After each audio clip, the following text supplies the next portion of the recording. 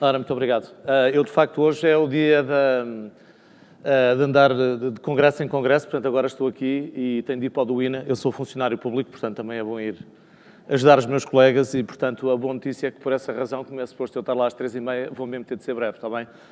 De qualquer maneira, queria começar por agradecer à FAI e ao Paulo este convite, é um prazer estar aqui. Eu vou ser rápido, mas penso que vão ter acesso a um documento que no fundo, complementa esta minha apresentação, que é um livro que eu fiz com os colegas e que saiu agora para aí há 3 semanas ou um mês e que apresenta a versão mais desenvolvida destas ideias. E qual é o desafio? Portanto, o Paulo pediu-me para falar um pouco dos desafios com que nos confrontamos nas nossas organizações e como esse é o tema do tal livro, que é um livro sobre design organizacional, eu achei que valia a pena aqui, muito rapidamente, falar daquilo que eu vou chamar trabalho 4.0. 4.0 não há nenhuma razão muito especial, a não ser o facto de, com esta designação, eu quero referir-me àquilo que está a acontecer no âmbito da chamada quarta revolução industrial. E, portanto, nós da parte da manhã ouvimos falar muito da tecnologia e transformação digital e, portanto, eu vou olhar para esse tema a partir da minha perspectiva, que é da gestão, mas mais concretamente das organizações. E eu até diria que, obviamente, há grandes desafios na dimensão tecnológica, mas, se calhar, os grandes desafios do ponto de vista da transformação estão na componente organizacional. A razão pela qual, no fundo, a questão é como é que podemos transformar as nossas organizações para elas poderem tirar partido do digital. De qualquer maneira, e só para situar o tema, o ponto que eu queria começar por destacar é que as nossas sociedades estão sempre a mudar. Aqui não há nada de novo já. O Camões dizia que todo mundo é feito de mudança, portanto, obviamente, isso não deixou de acontecer. E eu diria que há, sobretudo, 2 ou 3 forças motrizes principais no mundo das organizações. Ou seja, as organizações estão a mudar porque a tecnologia muda, e isso tem sido sempre assim. Portanto, cada grande revolução industrial ou revolução tecnológica altera a maneira como nós organizamos o trabalho. A própria sociedade vai mudando, portanto é óbvio para todos que as expectativas que hoje os nossos jovens têm são muito diferentes das expectativas que existiam no passado. Portanto, todos nós sabemos que a última boa geração foi a nossa, não é? Portanto, isso mostra que isto não muda, não é? Portanto, nós achamos sempre isto e, portanto, cada geração traz novidade em relação à geração anterior. E eu diria que há um terceiro ponto que não está ali e que tem a ver com o facto de a pandemia ter vindo a acelerar uma série de tendências que já estavam. Já agora, só a título de ilustração, eu fiz doutoramento na Holanda, em meados dos anos 90, e um colega no departamento onde eu estava, na Universidade de Tilburg, estava a estudar na altura, estamos a falar para aí de 95, imaginem, o teletrabalho.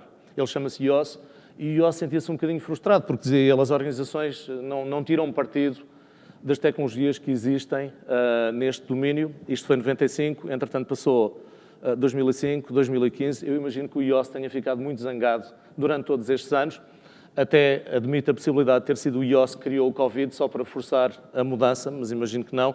Mas a verdade é que tudo o que estava a acontecer foi acelerado por esta mudança.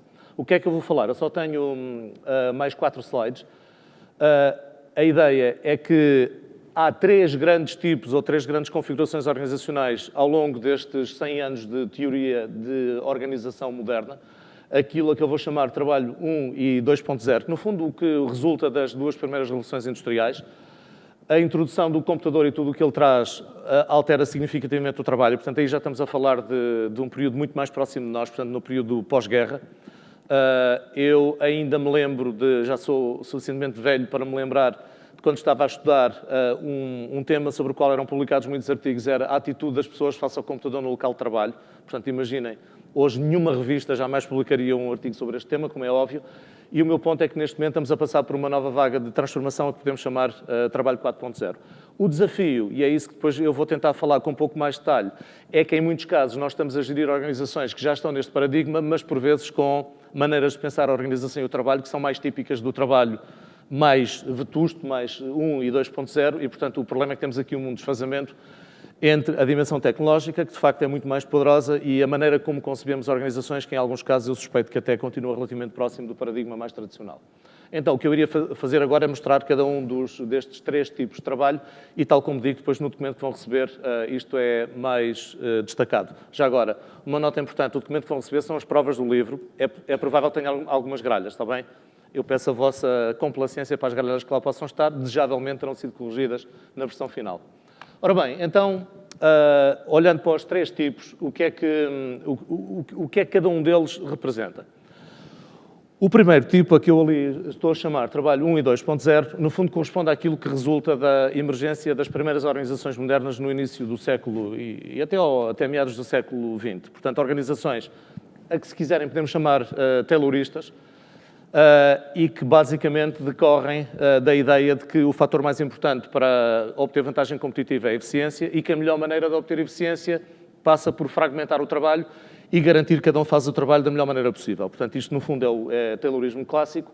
O que é que este tipo de organizações pretende? Basicamente, através do desenho científico de trabalho, encontrar a melhor maneira de fazer cada tarefa.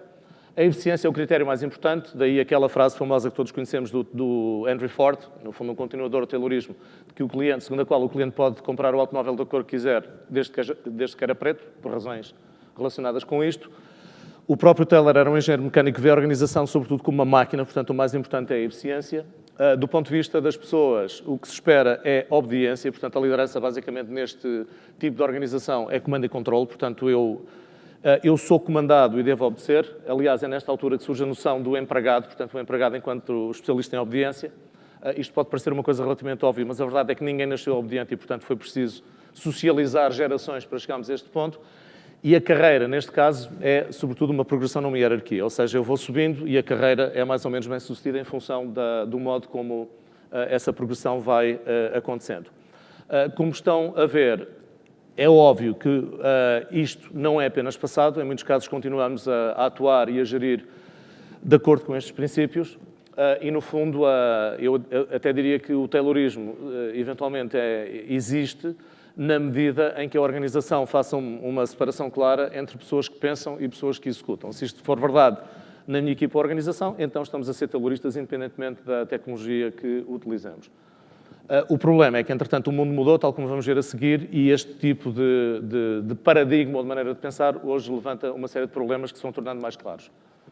O que é que aconteceu, entretanto, e à medida que o século XX foi acontecendo? Portanto, o trabalho foi mudando, a introdução de computadores é um dos fatores, as pessoas que compõem a nossa organização também mudaram, estamos a falar de pessoas muito mais preparadas, no fundo, se quiserem, o tradicional operário, até um pouco inspirado ou um pouco caricaturado pelo Chaplin, nos tempos modernos, dá lugar a um novo tipo de trabalhadores. O trabalho assenta sobretudo no conhecimento, ou seja, como é que nós usamos o conhecimento para fazer melhores produtos ou proporcionar melhores serviços.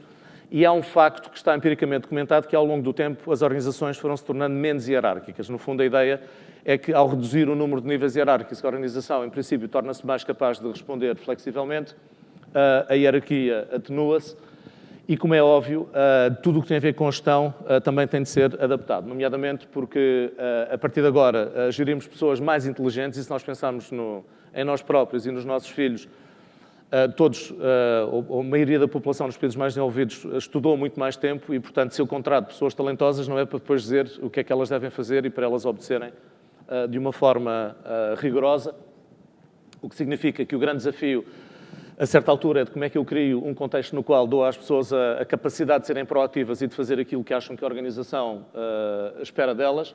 E, portanto, no fundo, se calhar há uma expressão que eu gosto que talvez resuma um pouco o que é que acontece neste contexto, que é a capacidade de proporcionar às pessoas liberdade dentro de um determinado quadro, o freedom within a framework, ou seja, a organização define as regras do jogo e depois dentro dessas regras as pessoas podem responder de uma forma mais ou menos livre ou com mais agência.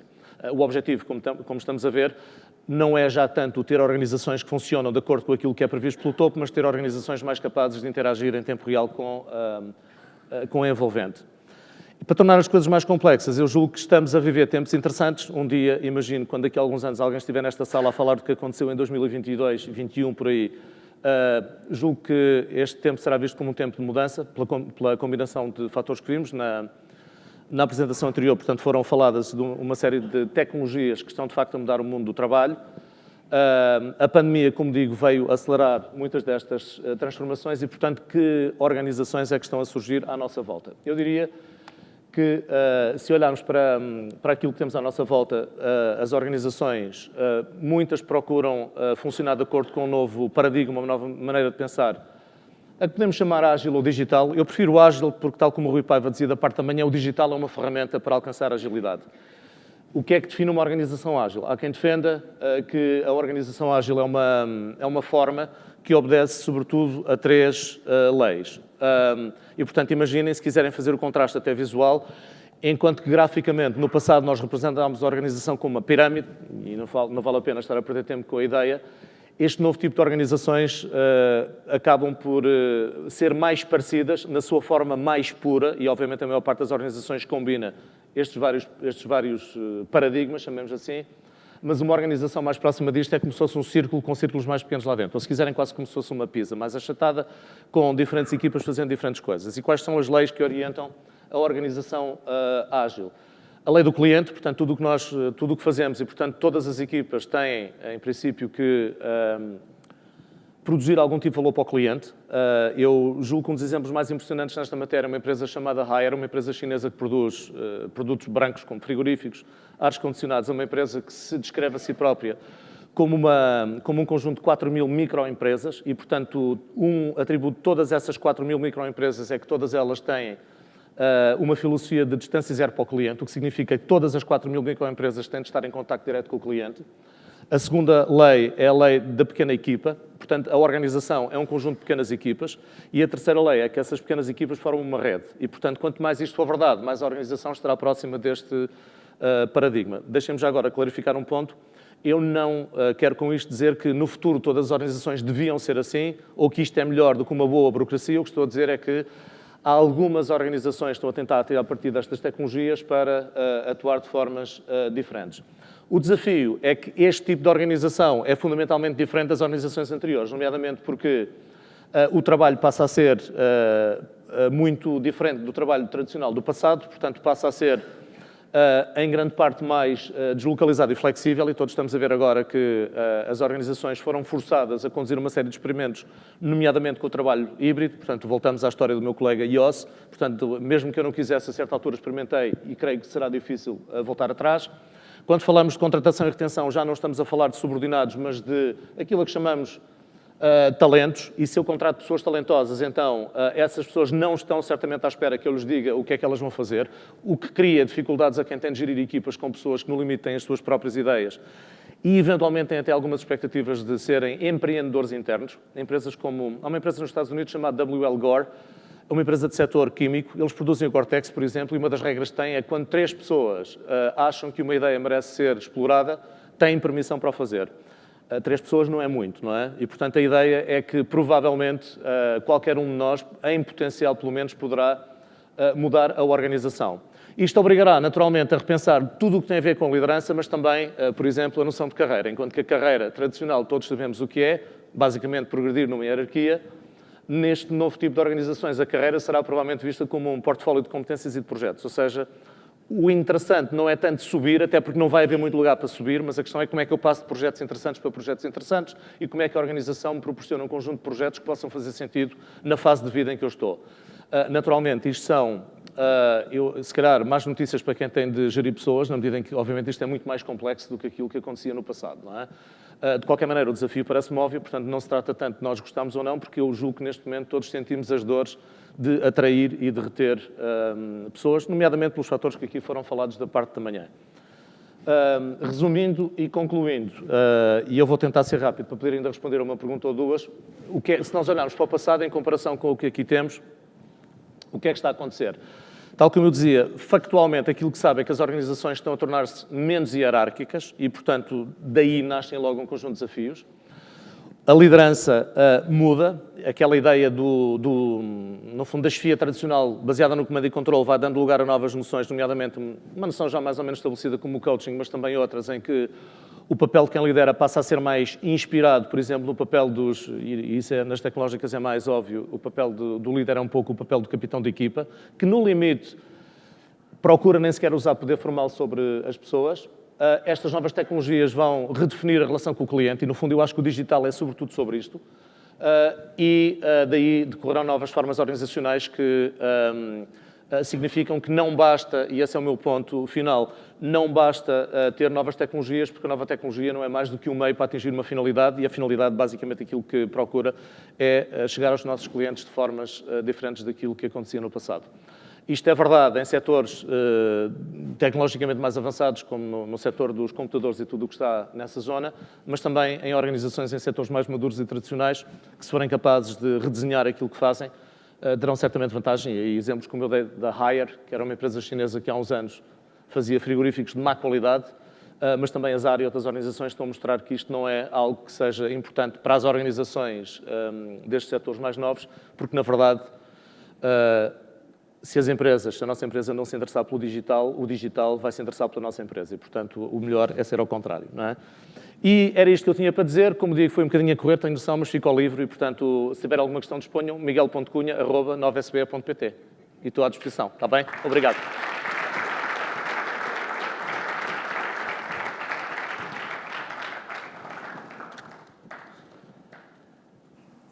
Não sei se há alguma questão. Questão, comentário, observação?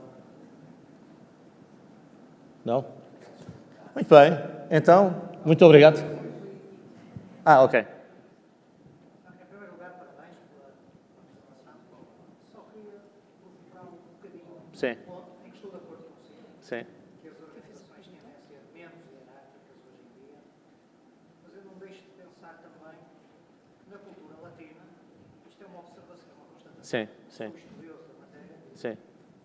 mas eu acho que na cultura latina tendemos a ser muito mais hierárquicos do que na cultura anglo-saxónica, por Sim. exemplo. Como gerir isto, no caso concreto, em Portugal, com esta cultura latina, que traz um peso nesta matéria associado? Sim. Obrigado. É uma boa questão. Enfim, eu estive aqui a falar de generalidades e, como dizia o outro, todas as generalidades são perigosas, incluindo esta, não é? Portanto, é verdade que isto não... Enfim, eu espero que isto tenha... nos dê que pensar, mas eu compreendo que, se calhar, aquilo que faz sentido em algumas culturas, noutras fará menos. De qualquer modo, aquilo que me parece é que... Bem, aqui há dois pontos. Primeiro, é verdade que em culturas latinas, tipicamente, a nossa distância hierárquica, como diz o Hofstede, é maior, mas aquilo que me parece, eu agora vou falar um bocadinho de uma forma um bocadinho especulativa, mas aquilo que me parece é que nestas gerações mais jovens, de facto, as coisas mudaram um bocado e, portanto, eu julgo que é melhor estarmos preparados para isso. O mais interessante aqui é que eu simplifiquei isto muito, porque a verdade é que mesmo nas formas mais achatadas e mais holacráticas, como por vezes elas são chamadas, as coisas são mais complexas do que eu disse. Ou seja, a organização é de facto mais achatada e no limite, por exemplo, a Pixar diz que os nossos líderes de equipa 90% do tempo fazem o mesmo que os outros e 10% do tempo lideram. O que pode dar a ideia que isto no fundo é tudo muito igualitário. A verdade é que estas organizações, para funcionar, tipicamente precisam de chefias muito... ou de lideranças muito fortes. Fortes no sentido em que eu posso não exercer a minha liderança de uma forma muito direta, mas o contexto é de tal maneira claro que as pessoas sabem exatamente o que se espera delas e desvios ou violações do contexto têm consequências. Por exemplo, acho que há um caso muito, muito interessante que é o da Netflix, que até isto, há um livro do Reed Hastings, No Rules, em que ele diz que quando nós temos maior densidade de talento, portanto, pessoas mais talentosas, praticamente não temos que a gerir porque elas gerem sozinhas. O que nós temos que fazer é definir o contexto e, portanto, nós metemos a liderança no contexto. Ou seja, o que eu creio que muda é que, historicamente, a liderança é muito vista como algo que está nos líderes, passa a ser, nomeadamente com o paradigma do coaching, algo que é muito mais relacional, a liderança está na relação, e neste tipo de organizações eu projeto a minha liderança no contexto. Naturalmente que isto é mais verdade em alguns casos do que outros e, naturalmente, quem não vem deste paradigma vai ter de educar as pessoas sob pena de ser um desastre, não é?